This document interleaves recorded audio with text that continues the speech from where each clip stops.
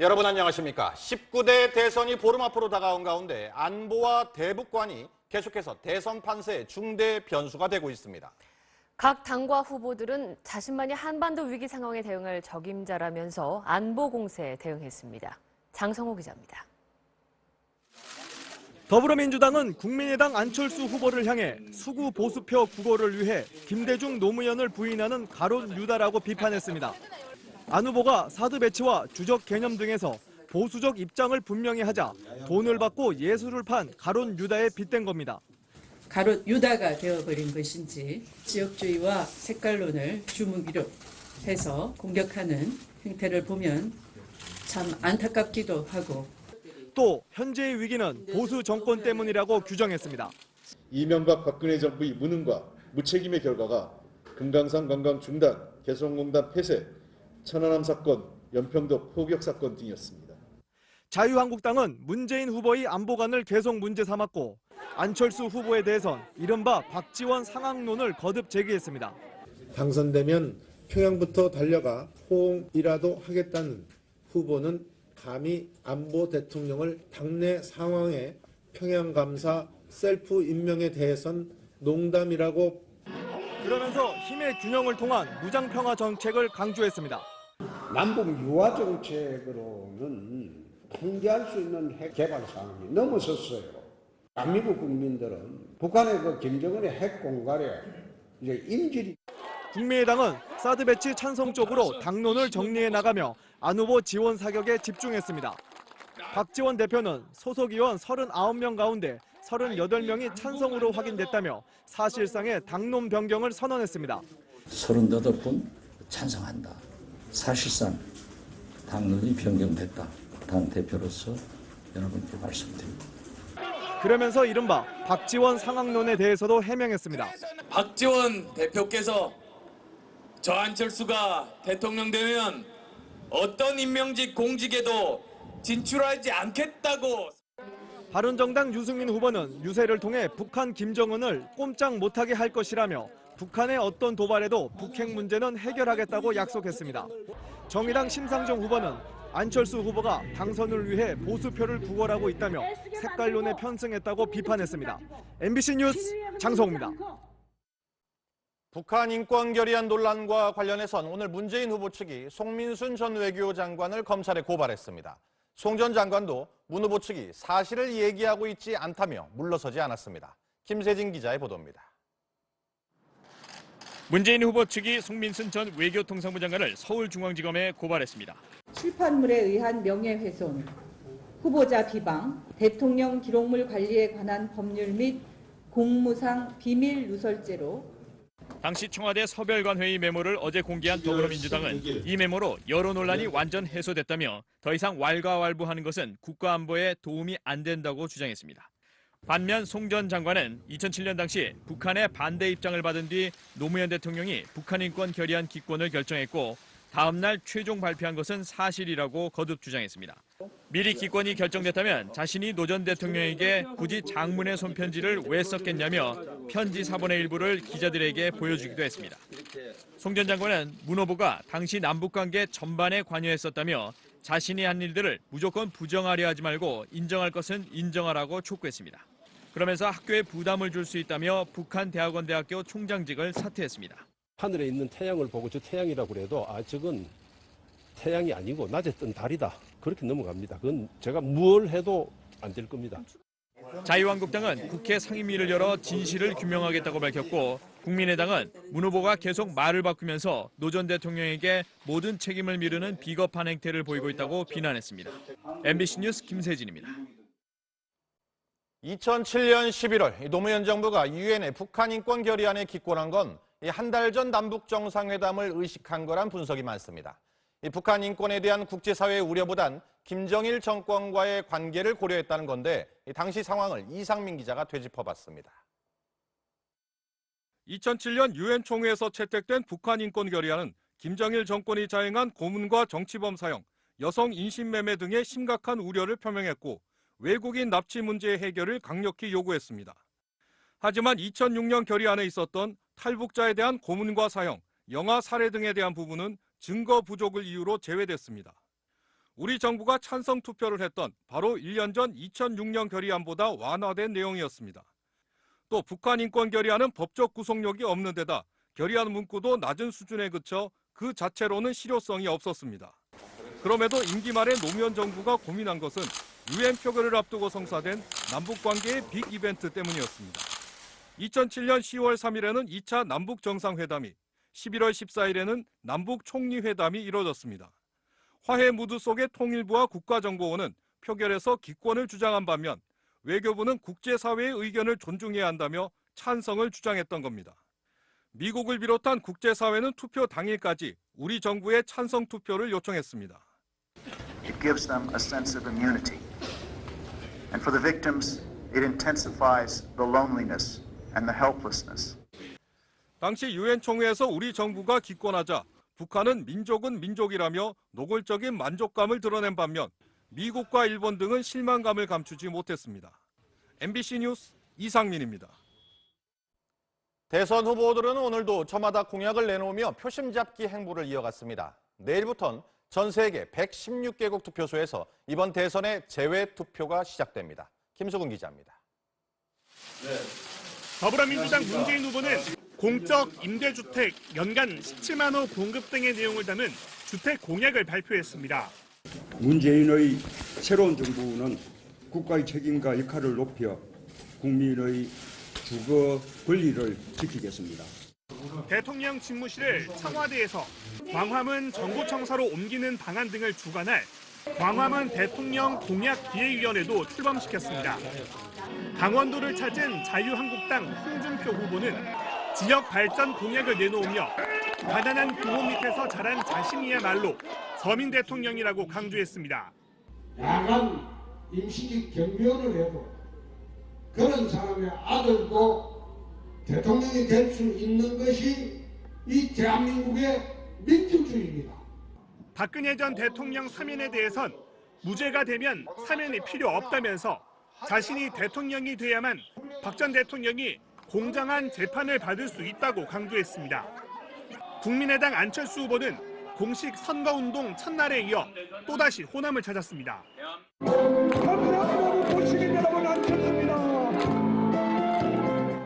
김대중 정신을 잇겠다고 강조하며 호남의 전폭적인 지지를 거듭 호소했습니다. 20년 새로운 미래 먹거리 만들겠습니다. 그것이 김대중 정신이고 호남 정신 아닙니까, 여러분? 바른정당 유승민 후보는 강원도 평창과 강릉 등을 찾아 평창 동계올림픽 경기장 사후 비용 지원 등의 지역 공약을 내놨습니다. 쌍용자동차 평택공장을 찾은 정의당 심상정 후보는 대구 노동자를 위한 사회 안전망 강화를 약속했습니다. MBC 뉴스 김수근입니다. 대선 투표율이 다가오면서 보수 후보 단일화를 요구하는 목소리가 커지고 있습니다. 유승민 후보의 지지율 부진으로 내용을 겪고 있는 바른정당이 의원총회를 열어 완주 여부 등을 논의하고 있는데요. 취재기자 연결해 보겠습니다. 자, 류병수 기자 전해주시죠. 네, 바른정당은 오후 7시부터 의원총회를 열어 유승민 후보의 거취 문제를 논의 중입니다. 당초 지방 유세로 늦을 것으로 예상됐던 유 후보까지 급거 상경하면서 현재 소속 의원 33명 중 31명이 참석한 회의가 진행 중입니다. 핵심은 역시 한국당, 국민의당과의 후보 단일화 문제입니다. 당 내부에서는 유 후보의 지지율이 좀처럼 오르지 않자 오는 30일 투표용지 인쇄 전에는 사퇴 여부를 결정해야 한다. 홍준표, 안철수 후보 등과 단일화를 논의해야 한다는 등의 목소리가 계속 나왔는데요. 일부 강경파 의원들은 탈당까지 불사할 뜻을 밝힌 것으로 전해졌습니다. 유 후보는 회의가 비공개로 전환되기 전 공개 발언에서 자신이 유세를 다녀보며 느낀 바로는 민심이 조금씩 바뀌고 있다며 남은 보름 동안 최선을 다하고 싶다고 호소했습니다. 일단 오늘 의원총회에서는 극단적인 결론이 나기보다는 조금만 더 지켜보자는 쪽으로 의견이 모아질 것 같다는 관계자들의 이야기가 흘러나오고 있습니다. MBC 뉴스 유병수입니다. 어젯밤 뜨거운 관심 속에 치러진 대선 후보 TV 토론 어떻게 보셨습니까? 깊이 있는 정책 토론을 기대했던 유권자들의 반응에 어쩐지 냉소와 실망감이 가득합니다. 말싸움에 가까운 공방과 내 할 말만 한다는 식의 동문서답이 적지 않았습니다. 먼저 박준규 기자입니다. 자유한국당 홍준표 후보의 이른바 흥분죄 논란을 시작으로 토론은 주제에서 벗어나기 시작했습니다. 성폭력 범죄를 공모한 후보를 경쟁 후보로 인정할 수가 없습니다. 그는 토론하지 않겠습니다. 다른 후보들이 가세하자 홍 후보도 쏘아붙입니다.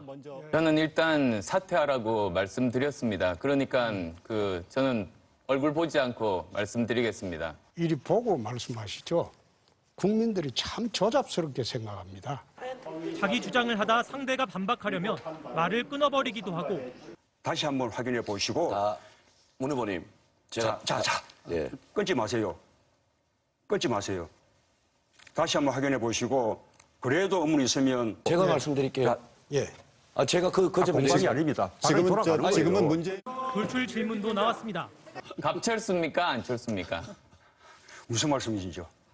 조직적으로 국민 세금을 가지고 네거티브 비방을 한 그 증거가 집요한 공격에 반격도 격해졌습니다. 제가 MB의 아바타입니까? 어떻게 생각하십니까? 아니면 아니라고 본인이 해명하십시오. 정 문재인 걸고들 하지 마시고 국민들 바라보고 정치하시죠. 그냥 정 문재인 반대하기 위해서 정치하십니까? 이게 초등학생 감정 싸움인지 대통령 후보 토론인지. 상대의 창엔 또 다른 창으로 맞섰습니다. 이 성완종이 그럼 사면할 때 두 번 할 때 그럼 몇 입 했습니까? 자, 그야말로 유치한 토론 태도 아니에요? 결국 논리가 아니라 감정 싸움이 됐습니다. 참 그만 좀 괴롭히십시오. 유 후보님 실망입니다. MBC 뉴스 박준규입니다. 네, 뭘 피력하려 나왔는지 인신공격과 감정 싸움만 남은 토론에 후보들은 형식상의 문제를 제기했습니다. 너무 많은 후보들이 중구난방으로 토론을 하고 시간 총량을 제한한 구조적 문제 등을 지적했는데요. 이재민 기자가 짚어봤습니다. 토론회를 마치고 나온 대선 후보들은 하나같이 불만을 나타냈습니다. 수준 높은 토론이 되었으면 좋겠습니다. 대통령 후보답지 않는 토론이었다. 질문이든 답변이든 후보별로 총 발언 시간을 제한하는 총량제에도 문제를 제기했습니다. 사람 수가 적으면 좀 더 집중적으로 토론할 수 있겠다. 초반에 시간을 조금 많이 쓰는 바람이나. 실제로 어제 토론에서 문재인 후보가 질문 13개, 안철수 후보가 8개를 받은 반면 심상정 후보는 하나도 받지 못했습니다. 지난 토론회 때와 비슷한 양상입니다. 질문이 몰린 후보는 답변과 해명을 하는 데만도 시간이 모자랍니다. 시간 편차가 좀 크게 나서요. 문재인 후보 지금 42초, 홍준표 후보 6분 36초. 지지율이 낮은 후보가 오히려 토론을 주도하는 양상도 나타납니다. 현행 공직선거법은 원내 5석 이상, 직전 공직선거 정당 득표율 3% 이상 등으로 토론회 참가 자격을 정하고 있어 특히 중앙선거방송 토론위원회 주간 토론은 양자나 3자 토론이 법적으로 불가능합니다. 언론사가 주최하는 토론회는 가능하지만 대상에서 제외된 후보들이 반발하면 문제가 될 수 있습니다. 두 후보만 초대한다든지 아니면 유권자가 직접 참여해서 토론을 하게 한다든지 이런 식의 토론 방식에서도의 변화를 좀 줘야 된다. 그러나 무엇보다 중요한 건 미래 비전과 정책 검증을 최우선에 두는 대선 후보들의 자세 변화란 지적이 나오고 있습니다. MBC 뉴스 이재문입니다. 그런데 어제 토론이 끝난 뒤에 이른바 문재인 도우미라는 표현이 인터넷상에 화제가 됐습니다. 정의당 심상정 후보를 지칭한 말이었는데요. 자, 지난 회와 비교해서 공방은 여전했지만 조금 달라진 모습이었습니다. 김민창 기자입니다. 지난주 KBS가 주최한 TV 토론에서 더불어민주당 문재인 후보를 곤혹스럽게 했던 정의당 심상정 후보. 전략적 모성이라고 말씀하실 때 굉장히 당혹스러웠습니다. 전략적인 신중함이 필요하지 않습니까? 민주정부 10년 동안에 제정된 노동악법이 비정규직 문제, 또 양극화 문제 우리가 제대로 대처하지 못했다. 제가 여러 번 말씀드린 바가 있죠. 문 후보 지지층으로부터 문자 폭탄 등 항의에 시달렸던 심 후보는 어제 토론에선 달라졌습니다.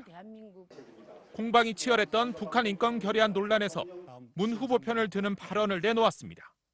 이게 왜 색깔론입니까? 이 문제에 대해서 말을 벌써 공개적으로 4번이나 바꿨습니다.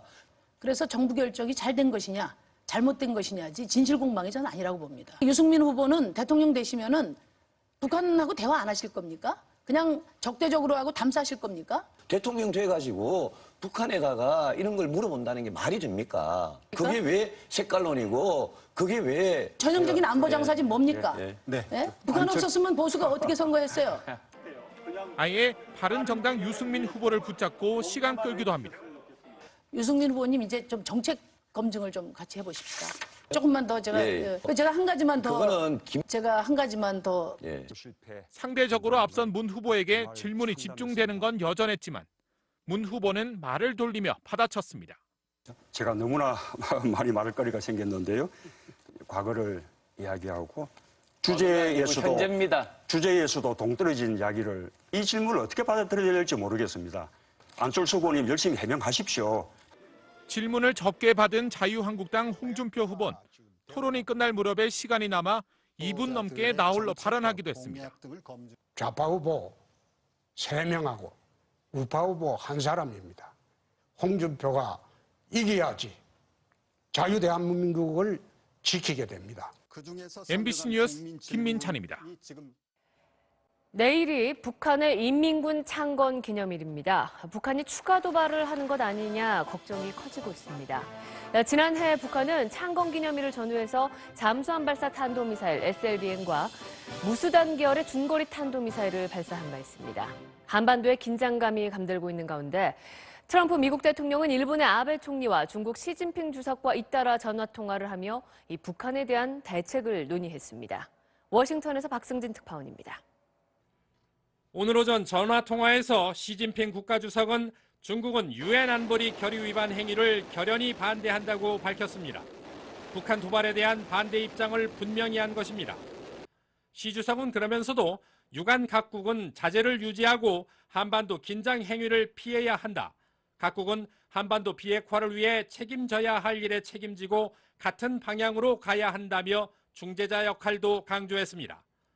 트럼프 대통령은 이에 대해 이달 초 미중 정상회담에서 좋은 회담을 했다면서 양국 관계 발전에 대해 매우 만족스럽다고 밝힌 것으로 전해졌습니다. 또 중국 국민에 대한 존경심을 표하면서 빨리 시 주석을 다시 만나길 기대한다고도 말했습니다. 트럼프가 강조했던 북핵 문제 해결을 위한 중국의 역할 요구를 시 주석이 어느 정도 지키고 있는 것으로 해석됐습니다. 앞서 아베 신조 일본 총리는 모든 대북 옵션을 강조한 트럼프 대통령의 말과 행동을 높이 평가했습니다. 그러면서 두 정상은 북한이 도발을 자제할 것을 촉구하기로 했다고 밝혔습니다. 未だに危険な挑発行動を繰り返す北朝鮮に強く自制を求めていくことで完全に一致をいたしました。 미중일 3국 정상의 입장이 재확인되면서 북한의 6차 핵실험 도발은 어렵게 됐으며 그래도 북한이 도발할 경우 가혹한 제재는 불가피하다는 분석이 나오고 있습니다. 워싱턴에서 MBC 뉴스 박승진입니다. 이런 가운데 중국이 대북 제재에 한층 속도를 내며 북중 간의 갈등의 골이 깊어지는 모습입니다. 북한과 중국의 관영 매체들은 앞다퉈 원색적인 비난을 쏟아내며 일종의 대리전을 벌이고 있습니다. 금기종 특파원입니다. 평양 순안국제공항과 도시모텔의 현금 자동 입출금기 거래가 중단됐다고 AP통신이 평양발로 전했습니다. 중국 기업인이나 관광객이 주로 사용하는 건데 중국이 국영항공사 평양 노선을 끊고 북한 관광을 제한한 것과 같은 맥락의 대북 압박 신호로 봤습니다. 중국 정부는 오늘도 북한에 6차 핵실험을 하지 말라는 공개 경고를 보냈습니다.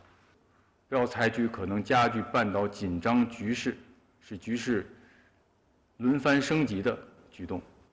미중 정상회담 이후 북중 혈맹 관계는 점점 균열이 깊어지는 분위기입니다. 조선중앙통신은 중국을 겨냥해 미국의 장단에 춤추기가 그리 좋냐며 경제 제재에 매달린다면 파국적 후과를 각오하라며 으름장을 놨습니다. 북한의 핵과 미사일 도발에 대해 미국의 선제 타격도 용인할 수 있음을 내비쳤던 환구시보는 북한이 6차 핵실험을 하면 대북 원유 공급 제한을 지지할 것이라고 맞받아쳐 관영 매체 간 대리전이 격화되고 있습니다. 하지만 북중 관계가 파국으로 치닫진 않을 거란 전망이 아직은 우세합니다. 일각에선 북한에 도발하지 말라는 강한 신호를 주는 동시에 미국엔 북한이 도발을 자제하면 압박에서 협상 국면으로 분위기를 전환하자는 중국의 이중 신호라는 해석도 나오고 있습니다. 베이징에서 MBC 뉴스 금기정입니다. 전국 언론노동조합이 이른바 언론계 블랙리스트를 작성해 발표한 것에 대해 문화방송이 언론노조 관계자들을 검찰에 고소했습니다. 언론노조의 정치적 성향에 동조하지 않는 이들을 부역자로 매도하고 비방한 명예훼손과 모욕 혐의입니다. 박철영 기자입니다. 문화방송은 오늘 언론노조 김한균 위원장과 노조사나 김영국 MBC본부 노조위원장, 조능희 전 노조위원장, 강성원 미디어오늘 기자 등 4명을 명예훼손과 모욕 혐의로 검찰에 고소했습니다. 언론 적폐를 청산해야 한다며 대상자를 선정해 부역자로 매도하고 비방한 혐의입니다. 민주노총 산하 언론노조는 지난해 12월과 이달 2차례 기자회견을 열고 언론계 인사 60명을 언론장악 부역자라고 발표했습니다. 문화방송 사장과 보도본부장, 보도국장 등 MBC 임직원 26명이 포함됐습니다. 언론노조는 이들이 정치적 독립훼손과 보도 공정성 침해, 언론인 탄압에 앞장섰다고 주장했습니다. 언론노조의 기관직격인 미디어오늘은 언론장악 부역자 명단 MBC가 가장 많다는 제목의 기사로 이들의 주장을 옮겼습니다. 이에 대해 문화방송은 소장에서 공공연하게 정치행각을 일삼는 언론노조가 정치적 중립과 공정성을 주장하는 것은 모순이라고 밝혔습니다. 진보정치 세력과 연대해 노동자 민중의 정치 세력화를 추진한다는 언론노조 정치위원회 규정 등을 근거로 들며 언론노조는 정치 성향을 노골화 해왔다고 반박했습니다. 자신들의 정치적 입장에 동조하지 않는 이들을 부역자로 명명한 이른바 언론계 블랙리스트를 발표한 것은 사상과 표현의 자유를 파괴하는 반헌법적 행위라고 주장했습니다. 문화방송은 언론노조가 정치적 성향을 이유로 언론 종사자를 비방하는 행위에 대해서 앞으로도 엄정 대응할 것이라고 밝혔습니다. MBC 뉴스 박철현입니다. 언론노조는 노동자 정치 세력화를 기치로 내건다고 강령을 통해 명시하고 있습니다. 지난 대통령 선거가 있었던 2012년엔 위원정당으로 해산된 통진당과 정책 협약을 맺기도 했습니다. 백연상 기자입니다.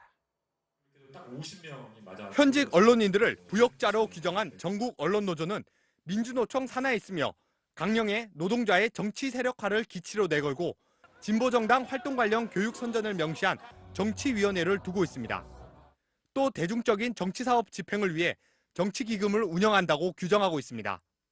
지난 대선 때 통진당과 정책협약을 체결한 언론노조는 이번 대선에선 더불어민주당 문재인 후보에게 미디어 정책 제안서를 전달했고 문 후보는 이를 수용할 것을 약속했습니다. 원로 언론인들은 정치 성향이 뚜렷한 언론노조가 언론계 블랙리스트를 만든 것에 대해 강한 어조로 비판했습니다.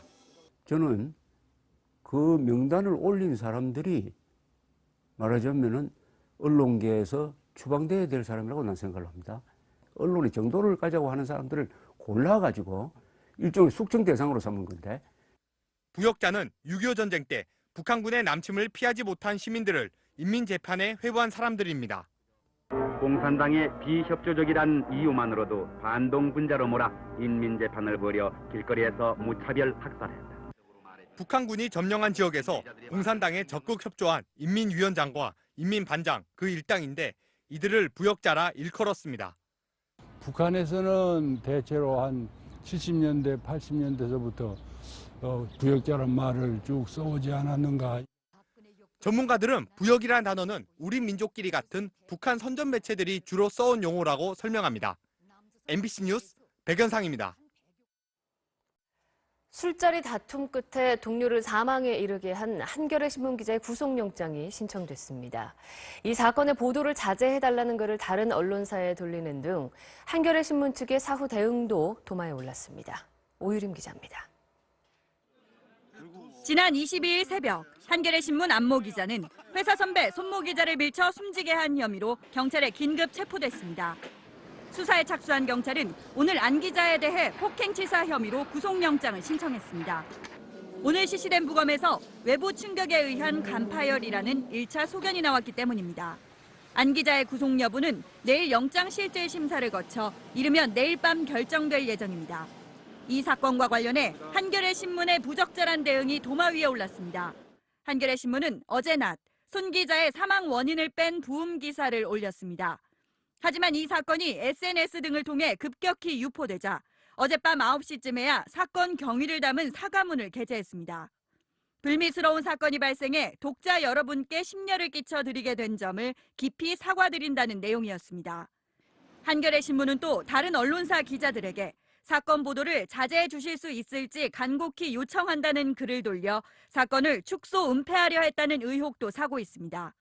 숨진 손 기자의 장례는 내일 오전 10시 사후장으로 엄수되며 한겨레 신문사 사옥에서 노제가 치러질 예정입니다. MBC 뉴스 오유림입니다. 프랑스 대통령 선거가 중도 성향의 30대 신예 마크롱, 극우 성향의 르펜, 이 두 후보의 승부가 됐습니다. 정치적 아웃사이더로 불리는 이들 중에 누가 대통령이 될지 다음 달 7일에 판가름 날 예정입니다. 파리 김현 특파원입니다. 우리 시간으로 오늘 새벽 끝난 프랑스 대선 1차 투표 결과 중도 신당의 마크롱과 극우 정당 르펜이 결선 진출을 확정지었습니다. 1차 투표 득표율은 마크롱 23.9%, 르펜 21.4%로 87만 표 차에 불과했습니다.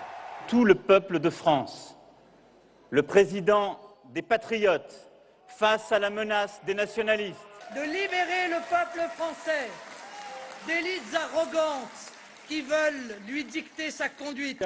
공화당 피용과 사회당 아몽, 급진 좌파 멜랑숑은 결선 진출이 좌절됐습니다. 프랑스 양대 정당인 공화당과 사회당이 결선 투표 진출자를 내지 못한 건 처음으로 기성 정치에 대한 프랑스 유권자들의 불신이 컸던 만큼 이 같은 결과는 예견된 일이었다는 반응입니다.